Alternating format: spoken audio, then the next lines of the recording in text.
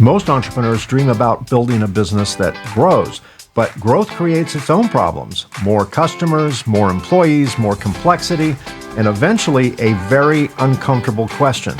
Is the business really scaling, or am I simply working harder? Welcome, or hopefully welcome back to The Reluctant Entrepreneur. I'm glad you're here. I'm Mike Conrad. Today I'm joined by Eliot Vancil, CEO of Fuel Logic, a nationwide mobile fuel delivery company serving commercial customers across all 48 states.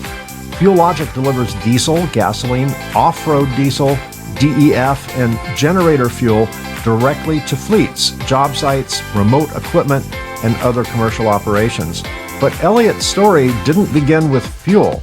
Before Fuel Logic, he spent 2 decades building and exiting companies in the technology and IT services space. His entrepreneurial journey includes many of the challenges founders eventually face. Doing too much himself, making leadership mistakes, building teams, rebuilding teams, and making the difficult shift from operator to CEO. We'll talk about why he entered a business many people might overlook, how he built Fuel Logic without outside capital. That's something. Why he refuses to compete only on price, and what it takes to build a company that does not depend entirely on the founder. And it all starts right now. Stick around.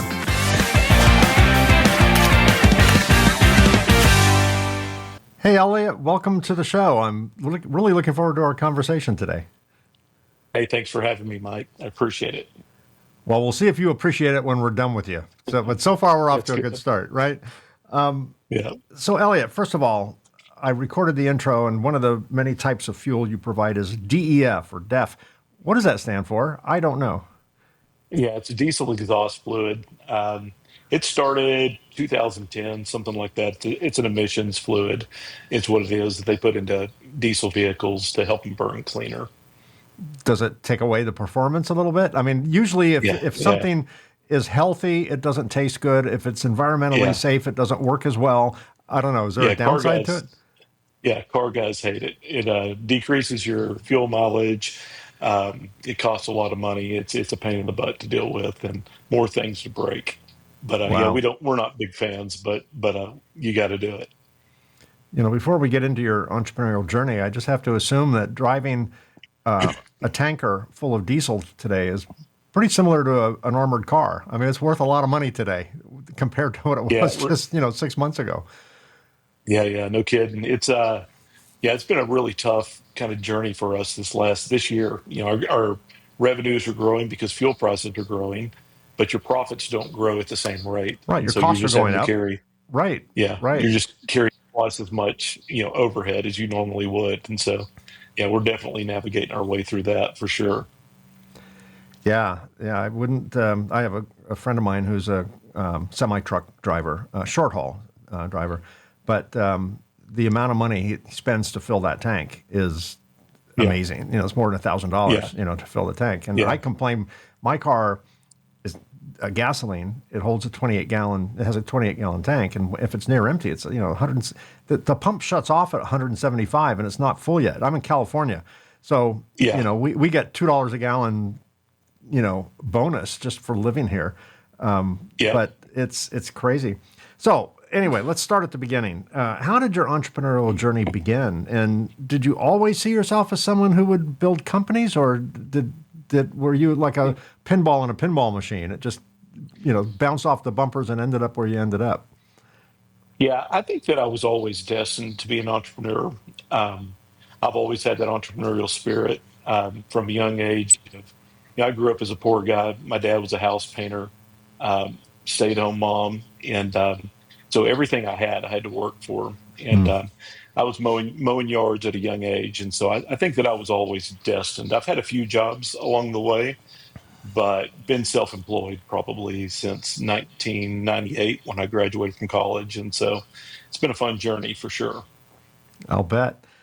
Before Fuel Logic, you spent years in technology and IT services. What did those earlier businesses teach you about customers, employees, leadership, other things? Yeah, so nobody really taught me how to do this. I've got a finance degree from tech. My first job was for working for Sherwin Williams Paint Company. and they make you manage a store for a couple of years before you do anything else. So I was there for about a year, and it was in Denver, Colorado. And my wife refused. She's a West Texas girl, and she refused to move to the cold state of Colorado. And so I kind of came back as a broken guy, and no plan really. A buddy of mine, I'll never forget, he got me a job at U.S. Sprint as an IT tech. And I told him I don't know anything about IT. And he said, "Don't worry about it, man. Read a book." And I'll never forget, I got a job for 12 bucks an hour.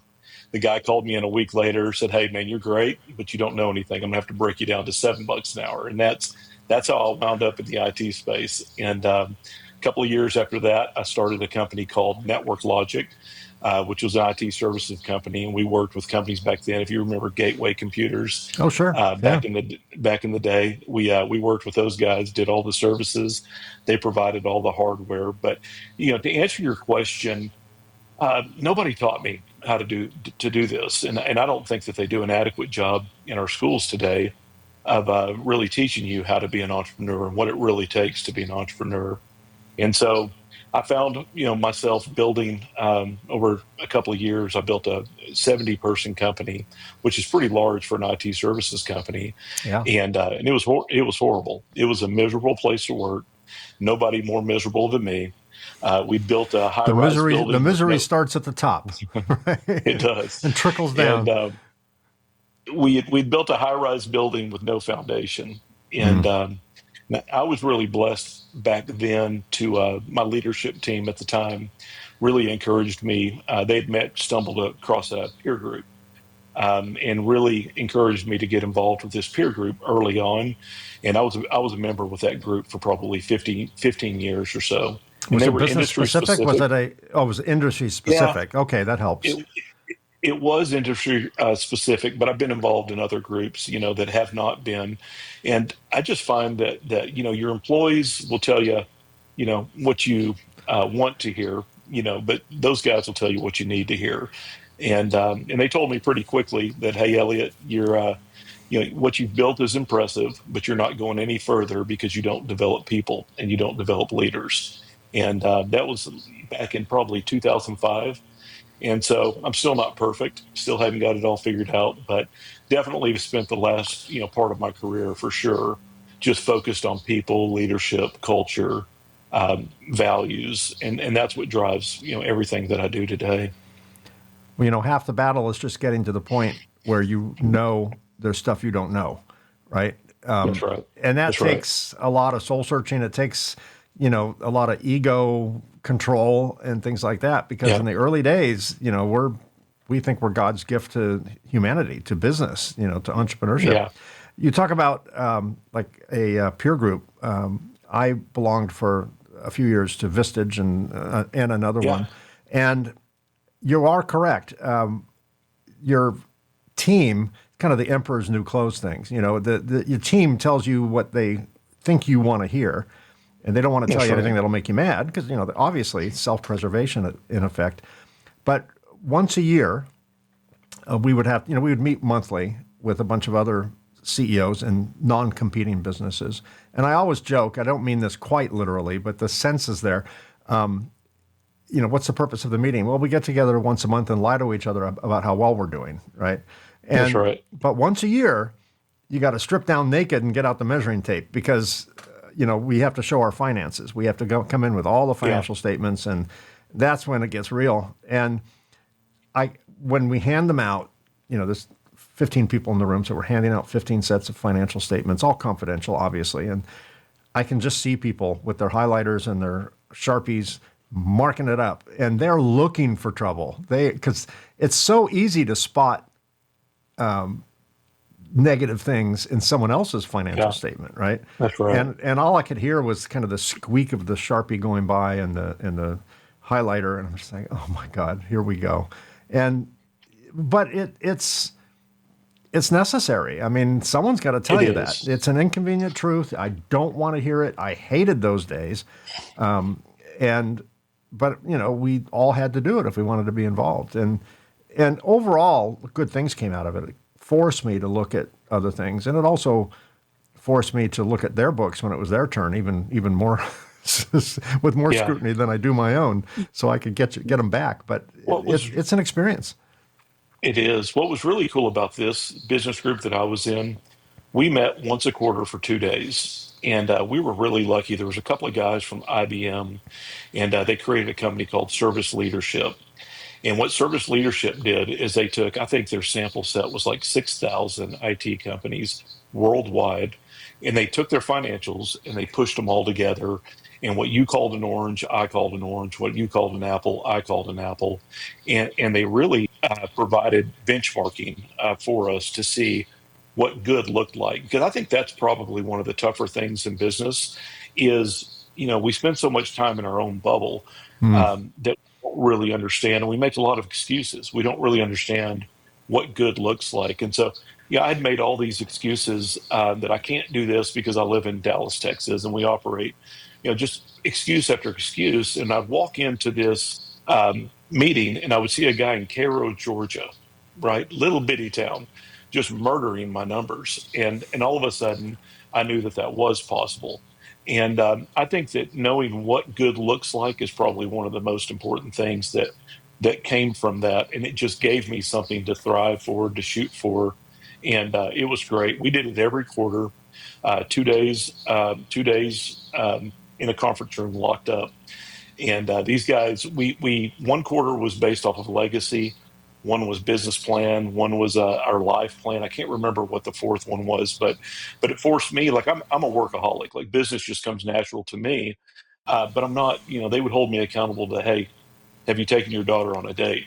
Because that's not. I'm Yeah. not super good at that. I'm good at working hard, and it made me focus on legacy. And so Hmm. probably I wouldn't be where I'm at today had I not, and young Elliot would have never thought about joining a group like that because I thought I had everything figured out. I'm a D Of course. personality, if you know what a DISC profile is, but Hmm. I'm very dominant in my thinking, and you think that everything that you have in your head is proprietary, but really the truth is business.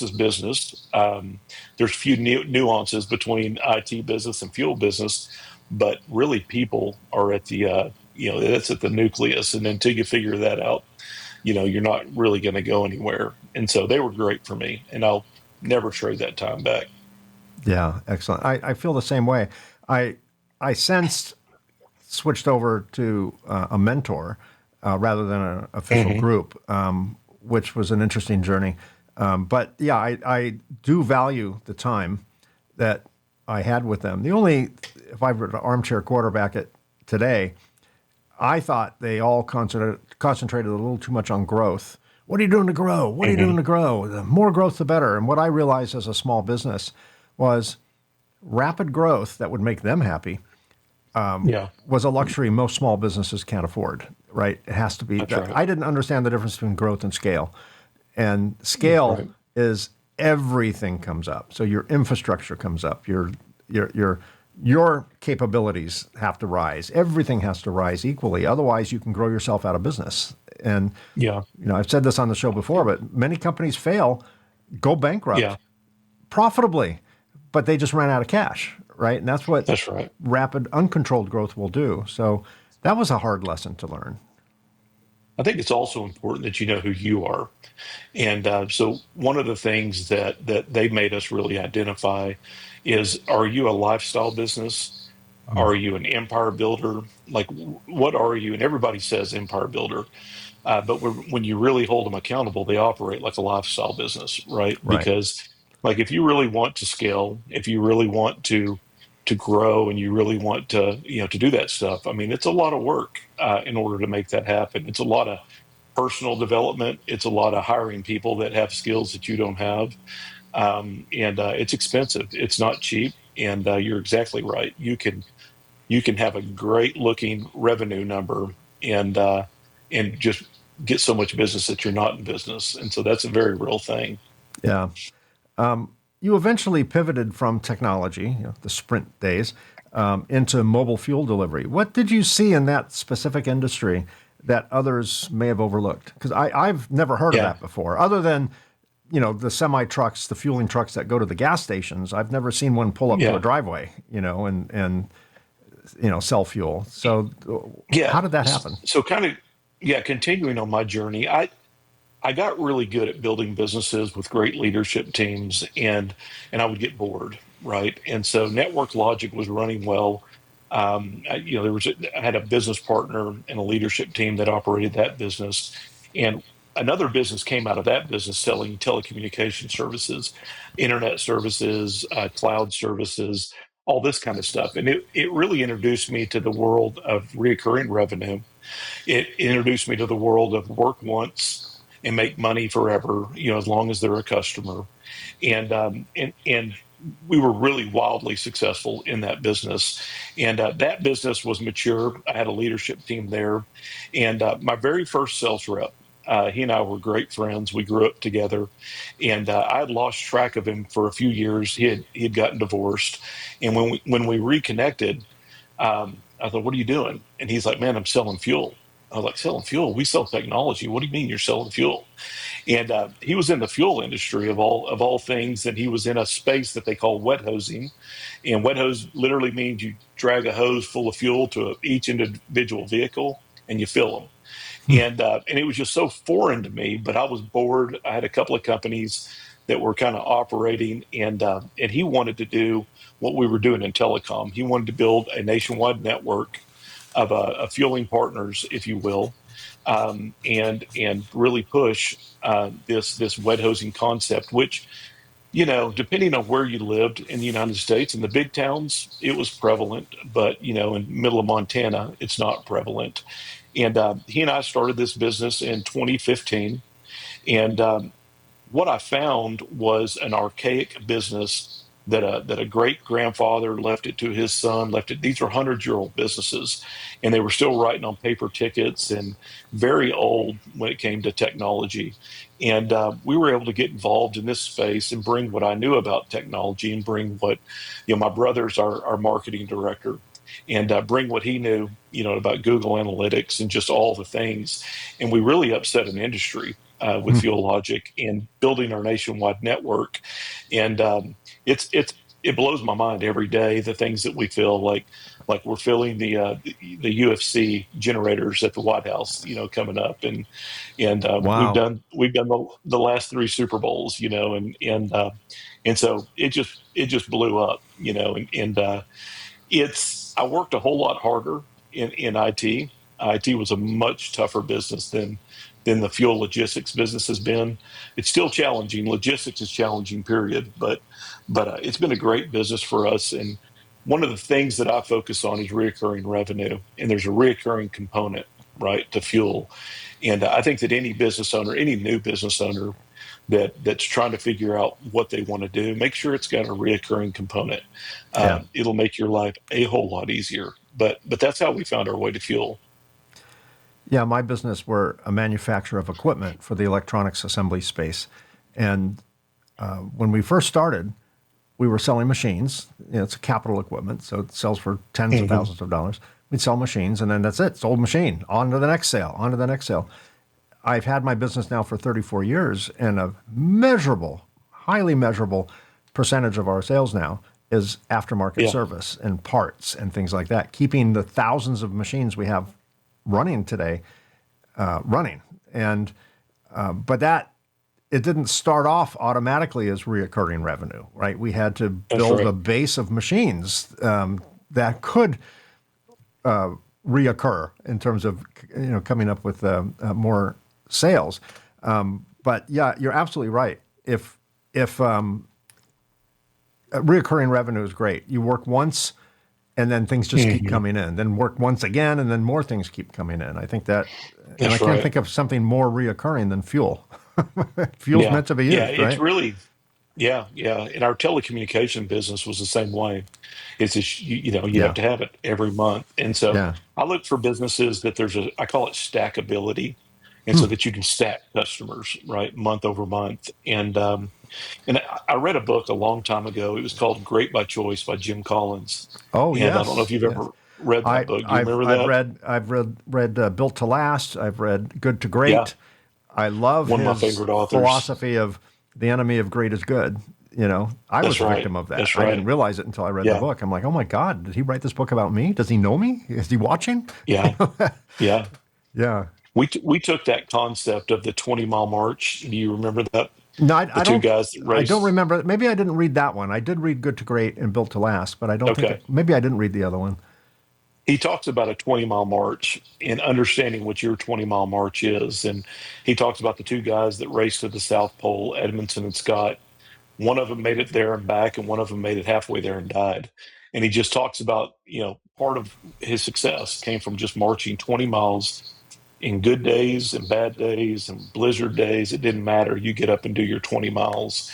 And so our business, we focus on reoccurring. We focus on stacking customers, and we focus on that 20-mile march. Like we know what our number is every month. And I'm proud to say in our telecommunications business, in 15 years, we missed our number 1 month. And you would have thought Wow. all hell broke loose. Yeah. But when you build your business around things that can be stacked, things that are reoccurring, things that you can do that, and then you apply a 20-mile march to that methodology and you take it seriously and hold yourself accountable for intentional sales, right? Not accidental sales, not accidental referrals, but really being out there and being intentional about it and owning your number. It's amazing. It's amazing what you can build. Yeah, absolutely. Your bio mentions the very difficult transition from doing everything yourself to becoming a true CEO. Yeah. Was What was the hardest part of just letting go? Yeah. I think that anytime, I'm a big believer in EOS. Have you ever heard of EOS? The entrepreneurial operating system. It's Yes, a business system. I interviewed someone that is a facilitator for Okay. that type Okay. of system on my show previously. I think I might have watched that one. Yeah, that was a great one. The So EOS is just a business system. There's lots of business systems out there, but I think that in the EOS we call it delegate to elevate.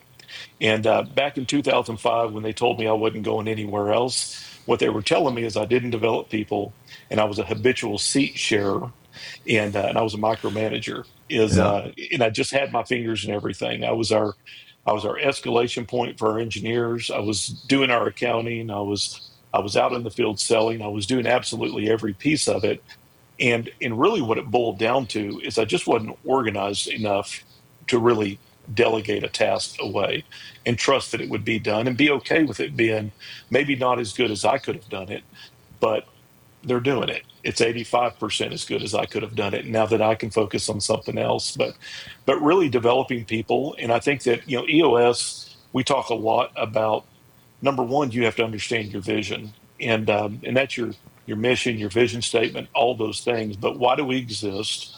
Where are we going? How are we going to get there? And then making sure that every person, even the new person that just started a week ago, really understands at the foundation, why are we here? What are we trying to do? What are we trying to accomplish? And then getting that same vision shared by everyone, and then getting people on the bus that can do that. And so Now, there's a I Jim think for Collins me, line. That's a classic Jim yeah, Collins line, getting the right people on the bus. getting right people on the bus, and that's critical. And I think that I spent most of my career when it wasn't working. Where it was hard, I spent a lot of my career just with my fingers in absolutely everything, and thinking that that made me important. That doesn't make you important. Your business, when you can disappear for 30 days, come back, and they might be doing better than they were with you there. That's when you've built a great business. Yes. And I've exited several businesses now, and and that's been driven home. Like that's what people that value your business, that's what they're looking at. Like if I buy this business and Elliot disappears tomorrow, have I bought a good asset, right? Or does it require Elliot to be here to operate the way that it operates? Well, that's if And it does, it certainly diminishes the valuation of the company because yeah, they don't know if yeah, Elliot's it's going no to be good. around tomorrow. That's right. And so I think that was the big thing for me, is just learning to be okay with people not doing it as well as I do it, having to really focus and make sure that I've documented the things that I'm going to hold them accountable to do, making sure that I'm clear that they understand you know what I mean, these things, making sure that they are the right people on the bus, they match our core values, and then just holding them accountable for their seat on the bus. And if they need help, the door is always open. I will always come help you. Yeah. But you're the person that's responsible for that seat on the bus, and we're going to hold you accountable, and we're going to celebrate your successes, and we're going to talk about how to improve the things that we can do better. But it's being okay with that, and it's putting my ego away, and making sure that I focus more on their success than I do my own success, and I'm just successful as a byproduct of that. And so that's all I really have to do. Yeah, ego's a funny thing. I've mentioned this several times in the show, including on an interview I did with someone else this morning. So my audience is going to go, here he goes again. But when I started my business 34 years ago, I didn't know anything about business. I created this new tech, a machine that did something part of the electronics assembly industry, and I knew I didn't know anything about business, but I figured, well, I got the hard stuff down, I got the tech down. How hard can business be, Elliot? Come on, I mean, anyone can figure that out. But Yeah, but what got me started, and I'm grateful to this day, what got me started was just my ego, because yeah, I needed that, because I was that's up right. against all odds and I had no idea what was coming. But my ego, my naivety, my arrogance, my ignorance, all were, and in the moment, valuable attributes. Yeah, My ego was the starter fluid down the carburetor when the car won't start. You can't go far on it, but yeah, it'll yeah, it'll turn it over, right? It has no choice. It's like right. a million octane, right? It's just going to light up. But at some point, I realized that my ego was both my propeller in the early days and my anchor in the later days. And I That's right. had to have a conversation with my ego. And, I'm like, okay, little Hmm. buddy, thanks. It was my bodyguard. It was my superhero strength, my superpower. But at some point, it, it limited where I could go. And I had to have a conversation with it metaphorically, like, okay, little buddy, I'm going to put you in this box. I'll let you out to play once in a while when there's no one around, when you can't do much harm. But Yeah, I had to learn to put that away. And that's when things started to change in my company, when I realized that I'm not all that in a bag of chips. I have a lot of solid strengths, but they were limited. And that's right. if I wanted the company to grow, I needed to grow. And if I couldn't grow, I needed to hire people who could take over what I am not capable of learning or doing or didn't want to do. And that takes a release of ego, because you kind of have to, I went from arguably being the smartest person in the room, not because I'm necessarily smart, but because I couldn't hire smart people. I couldn't afford them. Yeah, So yeah, I was the smartest guy in the room. And my goal today is to be the stupidest person in the room, because yeah, I think I'm pretty bright. And if I'm the dumbest guy in the room, my company's going to be in great shape, because yeah. they'll fill in all the pieces that I don't want to do, or I can't do, or whatever. You've said that, in effect, that a company should not need the founder to survive. I Yeah, was just on an interview this morning, and we talked about exit strategies, and some people have exit strategies. Some want to create a legacy company, turn it over to the family, but always, the point was, always start a company with an exit strategy. yeah, Otherwise, it's the Elliott company or it's the Mike company. And that's if right. something happens, say your health turns bad or something, if all of a sudden you decide you want to exit, or the kids just say, Dad, I don't want to get involved with this. I hate that. It's boring. It's not cool. And you decide to exit, it's too late at that point. You're going to have a very low evaluation, because That's right. they're not going to, I, they're not buying just goodwill. They're buying SOPs and turnkey business that anyone can operate. So even if you don't want to that's sell it, right. have an exit plan, and build the company as if you're going to put it up for sale next year, right? Even if you Yeah. don't intend I, to. I always had a saying, because this really did happen to me. And in my peer group, we had all kinds of accidental operators. We had guys that were just engineers, and they wound up with a customer, and then they wound up with two customers, but they really just wanted to be an engineer. And I can't tell you how many times I heard, we're going to start, they were putting, 5% to the bottom line and things of this nature. And you would hear them say, I'm going to start running my business to sell it in a couple of years. And that just always drove me crazy. Um, my saying is run your business like you're going to sell it tomorrow every day. And if you never sell it, right, if the kids do take it, you just ran a very healthy business Yep. all that time. You maximized what you're going to put at the bottom line. But you need to understand, and that's what benchmarking really helped me with, is I could hold myself accountable to make sure that we were best of class in gross profit, to make sure we were best of class in our sales and marketing numbers, to make sure we were best of class. And today we have all these great AI tools that'll tell you what best of class is, right? Like, and so I think that it's critical that you run your business like you're going to sell it tomorrow. And I think that part of that is, you have to, so many people work in their business and they never get out of their business, Right. right, to manage their business. And so you owe yourself, you're the shareholder, right? And you've got to put a shareholder hat on from time to time, and you owe yourself a return. And so you should be operating that business each and every day as if you were going to sell it tomorrow. That telecommunications business that I had, that was an annuity. I got a check every month, and I was like, why would I ever sell this? This is awesome. And a big private equity group that was rolling up that industry showed up on my doorstep in June, and I was exited completely out of that business and had 100% of my money by August. And if I had not been That's running my fast. business, Yeah. oh, it was crazy. It's crazy. I've never seen it since. We got a 16 times multiple, and I've never, ever seen a business go that fast. But had I not been running that business each and every day as if I was going to sell it tomorrow, my multiple would not have been a 16 times multiple.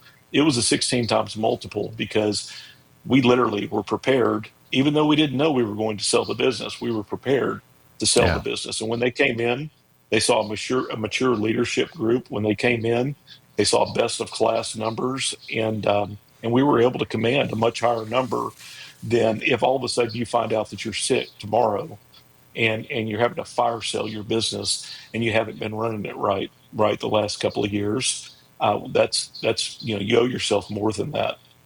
Yeah. Fuel is arguably a commodity business, right? Yeah, You can get yeah, it, virtually on every street corner. But your bio says that you refuse to compete on price, which I yeah, love that. We got yeah. to that point decades into our journey. But how do you build differentiation in an industry where many customers might initially just compare the cost, especially today with the cost being even Yeah. higher than it was just a few months ago? We really got involved and it came from my other industries. Coming from technology, we always talked about total cost of ownership. And when we got into fuel, I'll never forget, I pulled out my original, forecasting and prospectus and looked at it. It was pretty comical. People were telling me that we were going to have to make it work on 5 to 15 cents a gallon, right? We were just going to have to sell a lot of gallons, and that's because that's the way that it's always been done. Big fuel providers, they would like give you a tank, or maybe you had a big bulk tank of your own. They would show up, put a bunch of fuel in it, and it really was just a commodity at that point. And everyone showed up on the battlefield, and they did battle for that, and it just got beat up. And we took a different approach. Our approach was similar to what we did in technology, like back in the copier sales days. You've got to anticipate the toner, you got to anticipate the paper, all the things that go in to it. Well, IT was the exact same way. What does it really cost you when you're down? What it really costs you when you're down is however much revenue you're generating per hour, right? So my Yeah. $150 an hour is immaterial at that point. We took that same approach with fuel, and so when I can't come in and have a conversation with you, I'm like, hey, you've got 15 trucks out there. You send each guy, even though you don't need fuel every day because somebody ran out of fuel one time 2 years ago. You send every truck to the truck stop every morning. They're in there, they're buying burritos, and one of them stealing fuel from you. One of them, they probably get into accidents on the yard. You're off site, not generating revenue for an hour a day, times 15 trucks, and that's really expensive. And we turn that into a monetary number so that they can say, hey, all these things that are intangible, we turn them into a tangible number for them. And then if you do a good job, of really selling it and selling that value. Um, it doesn't matter that you're more expensive than the pump. If you've got a customer that is concerned because you're more expensive than the pump, and they don't understand that it's costing them $2 more per gallon by using their own employees to do this, it's just it's not a good customer for us. And so we've actually we 4x. Private equity has come in and looked at our company a few times, and they're just blown away that we're 4 times what they expect us to be, as far as because fuel is so commoditized. But I think it's important that you understand who your customer is. An old IBM term was operational maturity levels. I don't know if you've ever heard of that, but IBM said there's 5 operational maturity levels. One is the most immature, 5 is the most mature. And you have an operational maturity level, and your customer has an operational maturity level, and you have to make sure that those two align. And so for us, I would say that we're arguably a 3 to 4 maturity level. And we're looking for customers that are 3 to 4 maturity level that we're walking in, and they're not saying, hey, if you're not cheaper than Quick Trip, we're not going to use you, and holding us to that standard each and every day. We want customers that say, hey, I see the value, right? That the slippage, the fuel that we're losing because they're filling up their girlfriend's truck, the accidents that we're not getting into, the 15 Hmm. hours a day that you're giving me back that I can now turn into revenue with Right. our assets that cost a lot of money, right? Those are the customers that we're looking for. And we find that when we take a customer that's an OML, operational maturity level 1, we always regret it because we spent a lot of time selling to them. We spent a lot of time onboarding them. And the second we're more expensive than a Quick Trip, they're not a customer anymore. And those are all wasted resources. And so understanding who you're looking for and the mindset of that customer, if you will, has always been very important in our journey. Yeah, I think a lot of business owners, whether they're in the services business or retail wholesale products, selling widgets, particularly in the early days, believe any sale's a good sale. I mean, sometimes you make more money, Yeah. sometimes you like less money. I again, after a lot of years of doing it wrong, I started to realize that I was like the wallflower at the dance. Pick me, pick me, pick me, dance with me, and we got all sorts of trolls and toxic customers that, would try and take advantage of our desperate nature. And then eventually I realized, okay, we can't do this anymore. We need to attract a much higher caliber customer. And so we changed the way we market. We switched to an education model rather than just a Hmm. braggadocious, also ran. And like attracts like. We started attracting customers that appreciated that. And I realized that we choose our customers maybe even more Right. than our customers choose us. Because you can argue customers are going to choose you. If you sell diesel gas tomorrow at 18 cents a gallon, everyone's going to choose you. They don't care who you are. Yeah. They don't care what your Yeah. background is. They don't care about your ethics. As long as they can get their 18 cents a gallon, they're happy. But we put way more effort into choosing who we want to work with because that determines in the long term if it's a mutually beneficial relationship. Is it a partnership or a transaction? Is it relational or transactional? We go for a relational because Yeah. there's less friction in the entire process and the customers partner with us. So if our machines break down one day, they don't just like demand discounts and retribution and all that. They partner with us. They give us ideas, design ideas that make our machines Yeah. better, and that's just a higher caliber customer. And maybe we have fewer transactions than other companies, but we have way more Hmm. profitable transactions than other companies, and the customers appreciate it. They don't mind spending a Yeah. little more money because they've calculated the all in, the total cost of Well, and ownership. if you consider that you can now give the customers that really appreciate what you do and value what you do, you can give them more time and more resources if you cut out the customers, right, that don't value what you do. 100%. We had in our peer group, we had a guy, an IT guy, that he probably hadn't changed his rates in probably 10 years. And he would come to the group and we would tell him he needed to change his rates. He wouldn't change his rates, and he'd go home. And finally, we told him, "Man, if you don't change your rates, you can't. You're just not listening to us. We're providing no value. You can't come back to this meeting." He went away. He changed his rates. He lost 20% of his customers, and his profits went up. Yeah, exactly. We all His look at life. revenue. In the early days, we're Yeah, revenue centric. You yeah, know, what are you doing to grow? yeah. How you got to make more money? And we mistake making more money with bringing in more money. You know, I That's used to right. bring in tons more money. We actually, at one point, cut our products by about a third. Hmm. We stopped being everything to everyone. And this comes from kind of Jim Collins' ideas, you know, in his Good to Great book, where he compared publicly traded companies, but like companies, a pair, Kimberly Schick and Gillette, for example, how one Hmm. dominates the market and the other is just an also ran. What do they all have in common with each other? And one of them was be the best in class. Don't sell something because someone else is selling something that, you know, anyone can sell that or build that. Arguably, be able to say, quite honestly, at least from your perspective, that this is the best product on the market. And if That's you right. can get that position, if you go straight to the top rather than in the middle where everyone feels safe, the middle is no one stands out in the middle. Then it's all relationships and you know all that. You know the bet. It's a race to the bottom in terms of price. The super low end like Amazon and Walmart, you can't afford to get there because they had to spend billions of dollars to be able to survive on Right. a 5% markup. Costco, same way.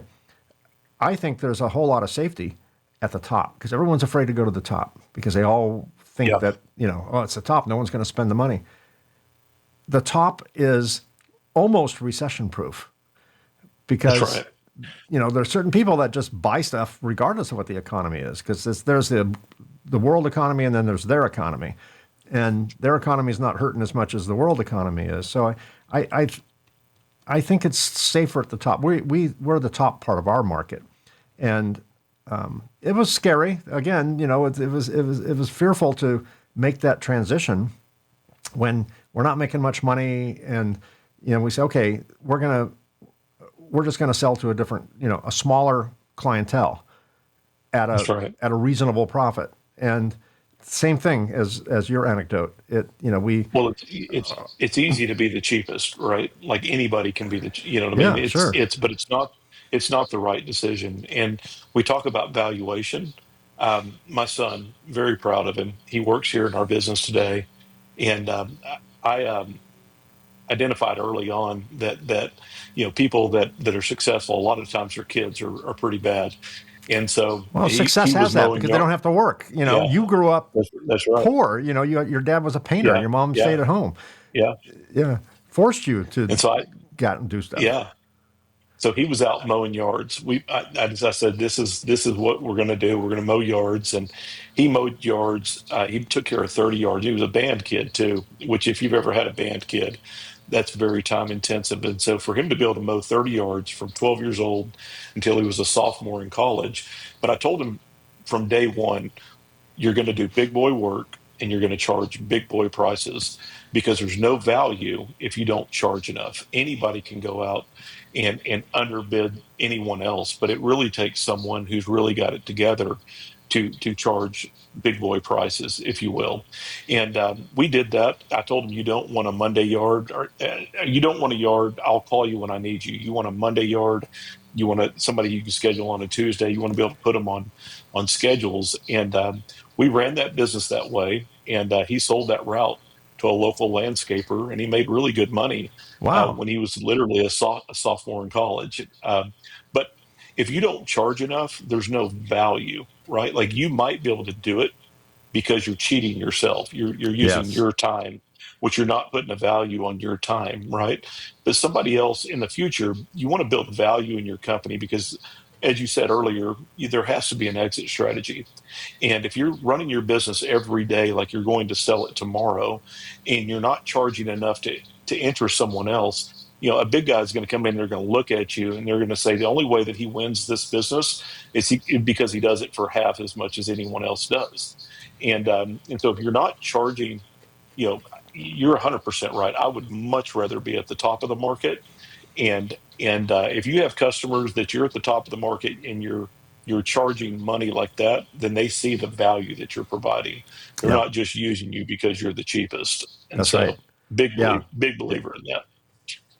Your company, Fuel Logic, does something quite unusual. Fuel Logic operates with no contracts, no minimums, and 24/7 service. That Yeah. How do you make that flexible model work operationally without just creating a whole bunch of chaos? Yeah.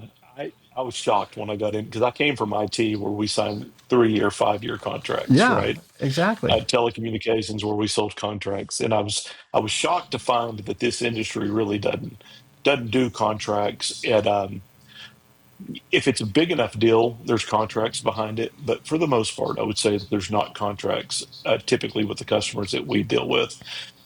That was hard for me, but it makes you be really, really good because we literally say we have to earn your business 1 gallon at a time, Yep. and so our service has to be impeccable. Our account management has to be impeccable. Someone told me when I first got into this business, you'll lose more customers over accounting than you will over service. And I thought that was ludicrous. I was like, how does that make any sense? And what I've since found out is that all these guys that run these branches, they all operate off of a P&L and they all get bonused off of their P&L. And so if you show up with invoices next month that belonged in last month, they're not happy and you will lose a customer. And so it's a challenge for sure. The 24/7, that's hard.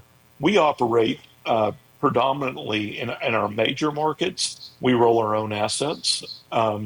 In a lot of our markets, we have the strongest partner network, if you will, of anybody. I think we've got a bigger network than anybody in the country. And so Mm.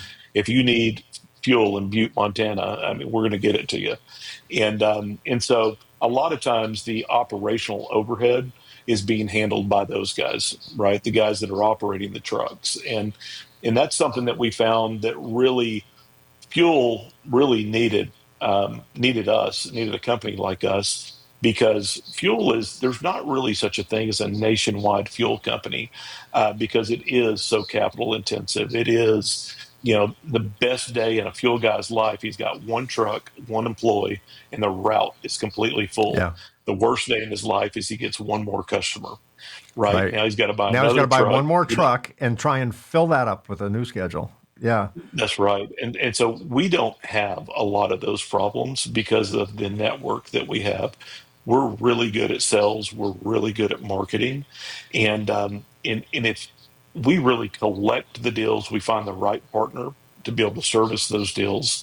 If it's in one of our markets, it's going to be on one of our trucks. But sometimes our truck is not the right truck to put that kind of fuel on, and we'll have somebody else in our other, one of our other partner networks handle it. And so you see it done in a lot of other industries, right? Like even Uber, right? Like Uber's kind of that Yeah. model.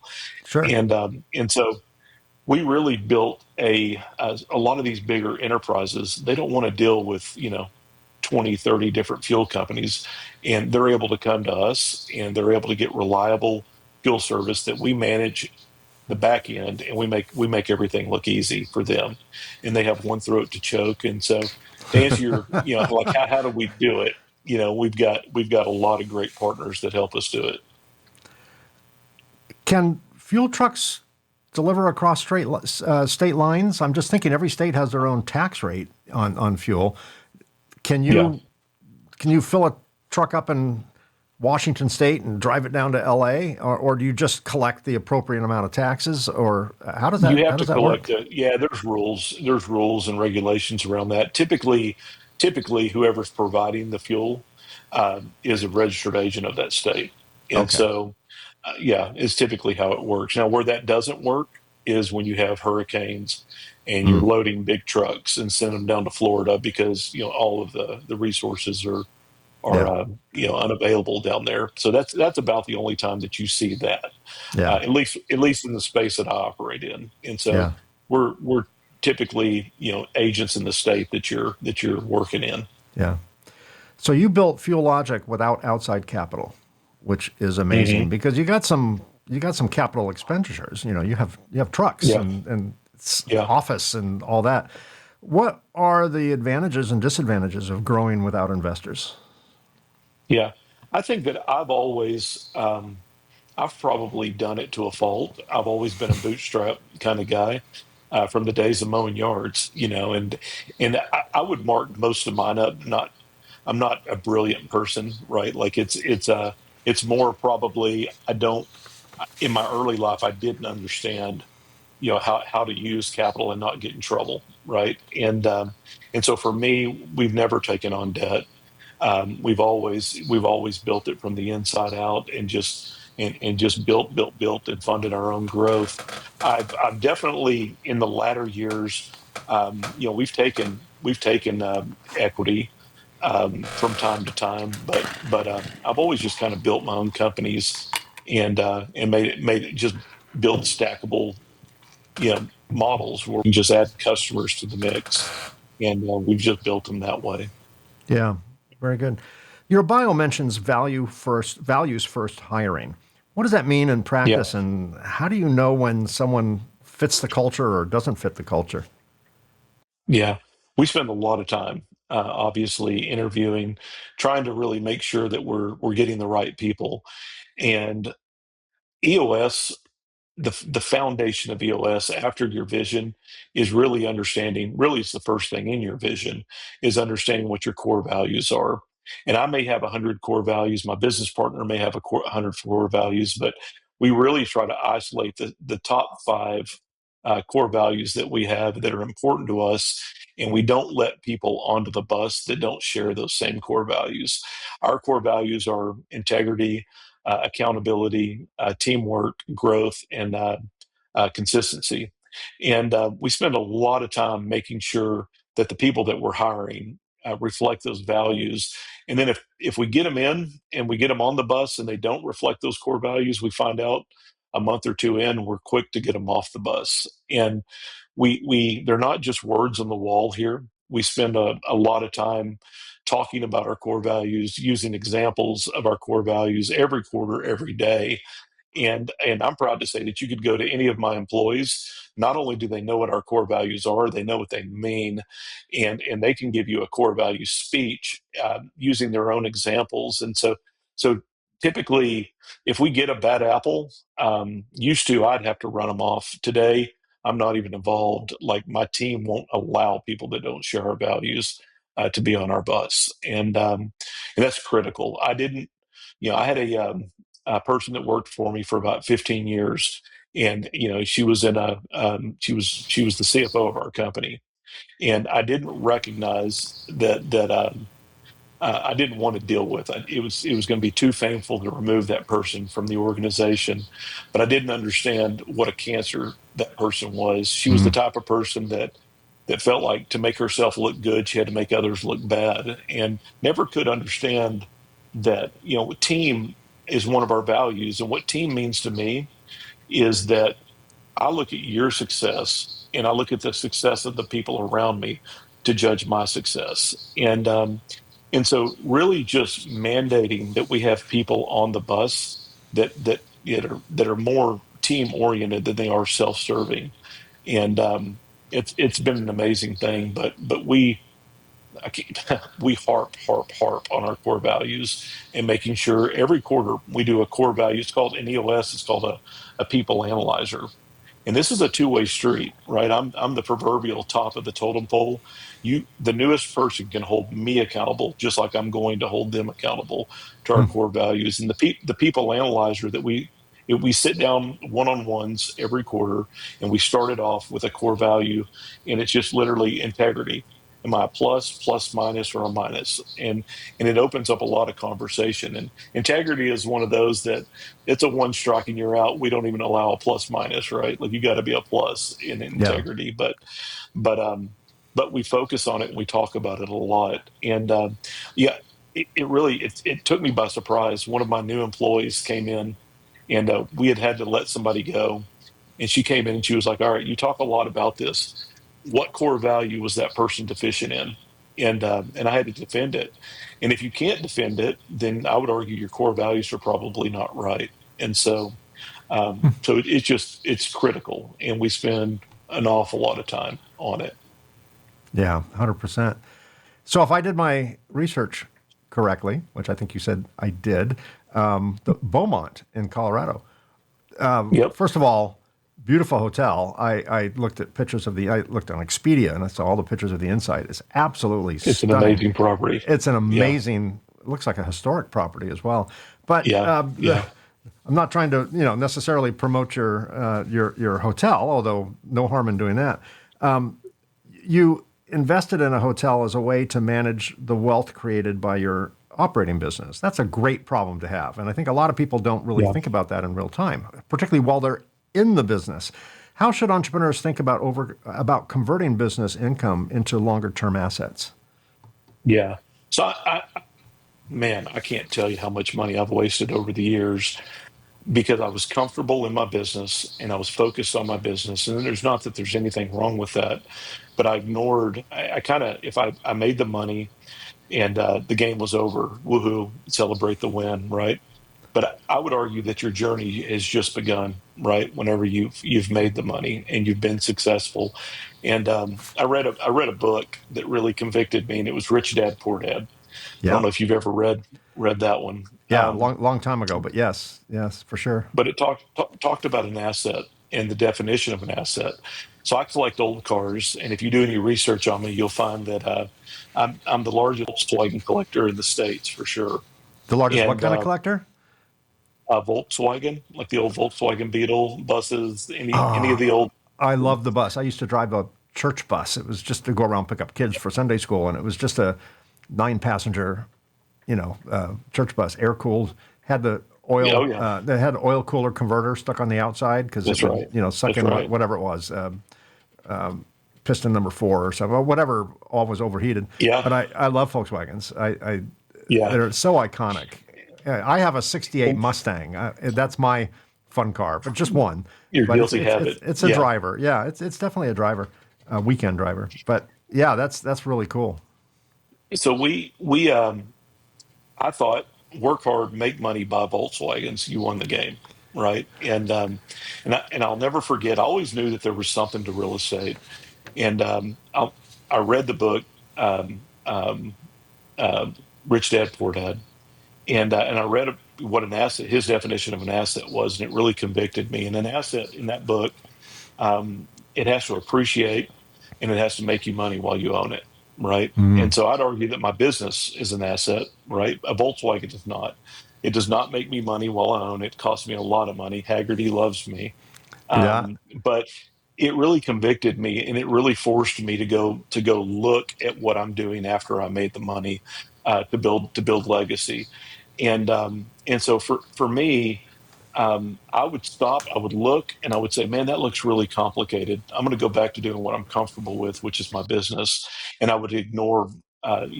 After you made the money, and so in 2017, I just sold one of my businesses, and wound up with a big tax problem. And I'm just like, man, I've got to get serious about solving this, right?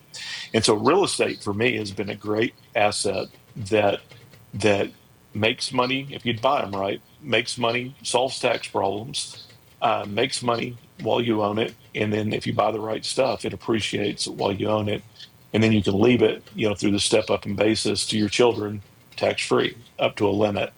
But it really forced me to look at what I was doing instead of spending it frivolously and just doing what I had been doing for the first call it 17, 18 years of my business. It forced me to really get serious about it. And today, I'm proud to say that today we own about 305 doors, I think. And sweet. that's single family residences, the Beaumont Hotel in Ouray, Colorado, multifamily apartments, triple net commercial property, and we're pretty diversified as that would go.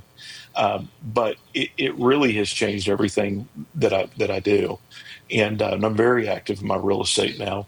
You talk about 24-hour businesses. The Beaumont Hotel is another 24-hour business. What Yeah, was I you kind of thinking? go all in on that concept. Yeah, Yeah, yeah. yeah. You can't And just so, you can't tell everyone to check in at 9 and leave at 5, right? I mean, oh they're my there. gosh, man. Yeah, yeah. Well, And so, yeah. Sorry, go ahead. oh no, no. I'm just, yeah. It's what you do after you've made the money, right? Is just as important as what you're doing with it. To build the business. I'm glad we're having this conversation because, I interviewed 90 some odd on this show, 90 some odd entrepreneurs. And it's not often we talk about the time after we, you know, um, get to the summit and Yeah. what to do then. And a lot of people will say, all that money comes in the moment I exit. You're able to have your cake and eat it too, right? You're able to do both. Hmm. And then Hmm. your strategy becomes almost a business on its own, right? There's probably Yeah. LLC set up and all that type of Yeah. stuff. So I think it's really good for my audience who's watching or listening, who are in the thick of it right now, not quite to the point of buying hotels and 305 doors, but just worried how to cover payroll next week. Yeah. There you can do it. You can do it, Yeah. and It started with one house. That's where it's I started, right, right? And right. so, yeah, But yeah. it can be done, and if you set up a business properly, if you set it up Hmm. with an exit strategy in mind, even if you have no exit strategies we talked about before, if you follow best practices, if you listen to people like Elliot and many of my other guests who've been through it, who learned what not to do well before they learned what to do, then you too could be shopping for hotels and whatever. It's Don't buy a hotel. Oh, don't buy a hotel. Okay, well, yeah, that could probably a whole nother episode right there. I could have interviewed you just as a hotel operator, but you could buy your Volkswagens or whatever turns you That's on. right. But the point is, there is a rich reward that doesn't necessarily rely on giving everything up, right? Of selling and you know going to a beach for the rest of your life. You could have both. You can have a working income, you can have a successful business that generates cash flow for you, and you can have passive income by investing that money. It's there's so much potential. So if anyone of you, my audience members, are thinking of throwing in the towel, that it's just too much work. Yes, it is too much work. I don't think Elliot would even say it's never not too much work. It is too much work. But look at the reward. Elliot's a great example of someone who did it right, who learned from previous experiences, and knows exactly what type of business he wants to build and the reasons why. And I think you're kind of a poster child for what happens when you do it right. And Yeah. congratulations to you. I It, know, I know it's not like winning a prize. It wasn't random. You didn't just yeah. win a lottery. You Yeah. worked at this, and a lot of blood, I've sweat, and got tears, a I'm lot of sure. scars, right? Lots I'll of bet you do. scars to show you. You Yeah. can't Yeah. not. Hey, one last question. How did you Yeah. define success when you first started your entrepreneurial journey, and how do you define it today? Yeah. So when I first started my entrepreneurial journey, I literally thought money was the most important thing, and I Of think course. that the biggest thing for me, and I think as a person, was realizing that money, it really isn't anything, right? And so for me, I think that when I finally found peace, and like this is why I do this, right? It's I love to play the game. I want to be the best at playing the game. It's like playing Monopoly, right? The money is just the byproduct of running a great business, right? But the money's never gonna, you can't put enough money in a hole to fill a hole up, And so it's never going to be it's never going to solve all your problems. But for me, where I've really found peace is that I love to build people. I love to see people grow. And one of my friends, when he was talking to me one day, um, he said something that I'd never ever contemplated. He said, "Ellie, do you realize how many millionaires you've made?" And I was like, what do you mean?" And all of a sudden he said, "Man, well, this guy, when you guys exited this business and when you guys partnered on this deal, I just turned around and looked at that, and I don't know that I'm any. That's probably the biggest thing that I'm proud of in everything that I've accomplished is how many people that I've helped along the way to become successful. And if our, the Bible talks about being evenly yoked, right? And Hmm. if we're evenly yoked, all I've got to do is focus on making you successful, and I make myself successful by, that just is a product of it. And so I really enjoy. I do it. I love the little girl that runs our operations department in. Fuel Logic. She's our number one employee. And I think that probably what I'm the proudest of, I've made her cry. I can't tell you how many times. And she's In probably a made good me way, cry I take it. in a good way. But no, along the way, there's been a lot of tears, you know what I mean? Just watching her and helping her grow. But today, she runs an organization that'll do over $100 million this year, you know, and she's a 34-year-old kid that I hired when she was 21 years old. Wow. And I think I love that story more than anything. Is that when I look at her and I look at her accomplishing things in her life that she never thought that she would accomplish. That's why I do this. That's what I love about it. And and the byproduct is I do well because we're all yoked together, you know. And so that's Yeah. what I love about business. But Yeah, I've told people this.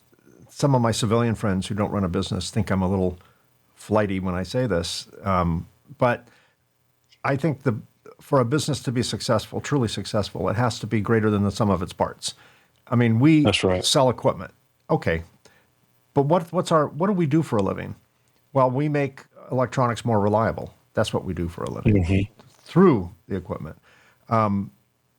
You provide a service of delivering fuel, but there's a greater, higher octave thing that you're doing for your customers.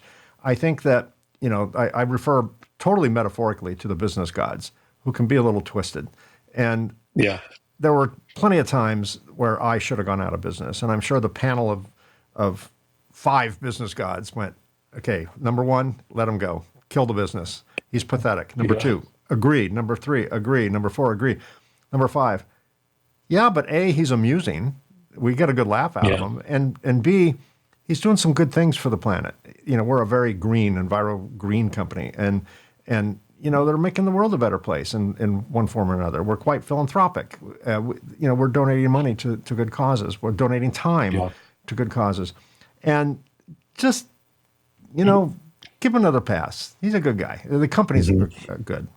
And I do think that, although I don't think there's a panel of 5 business gods up there, but whether it's God, capital G, or whatever, karma, whatever someone subscribes to, I'm more the God side, but whatever. It doesn't change the fact that I do think that businesses that are larger than themselves, that Yeah. strive to do good in the world, not just make money.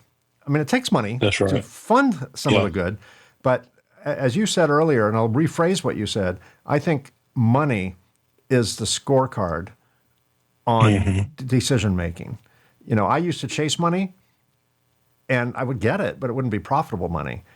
Yeah. I realize that money, profit, market share, whatever KPI you want to use, are the results of good decisions. They're not a result of That's chasing right. one. You chase one, That's right. you'll get it at the expense of the others, right? It's just the way it works. That's right. Take take time and money off the table. Just concentrate on making great decisions, and the money will Yeah. follow. And if it doesn't, look at your decision tree, right? And Yeah. keep Yeah. adjusting the decisions you're making until the scorecard reflects. The scorecard could be your bank account, it could be a market share number, whatever. But until the scorecard reflects positive change, now you're making good decisions, and rely on the scorecard.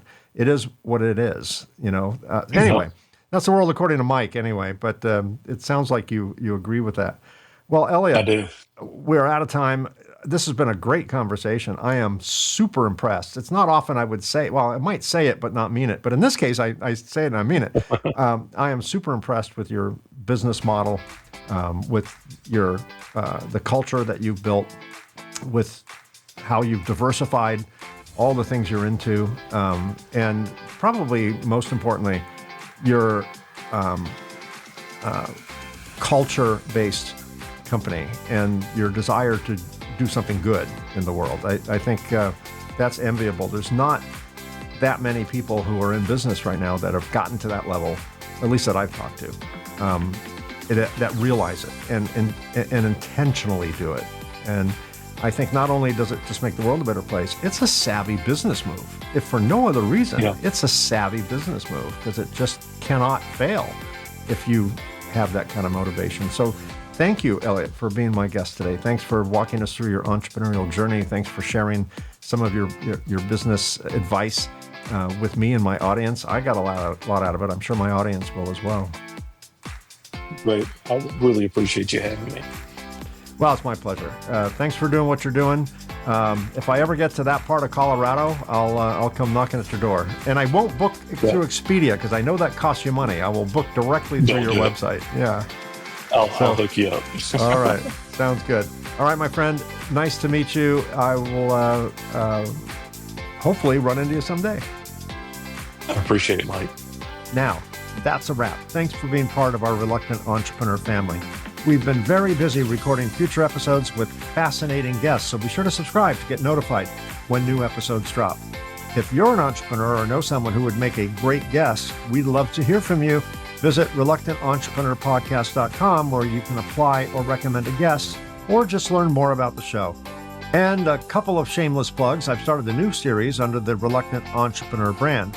The new series is called Reluctant Lessons, Where Businesses Went Wrong.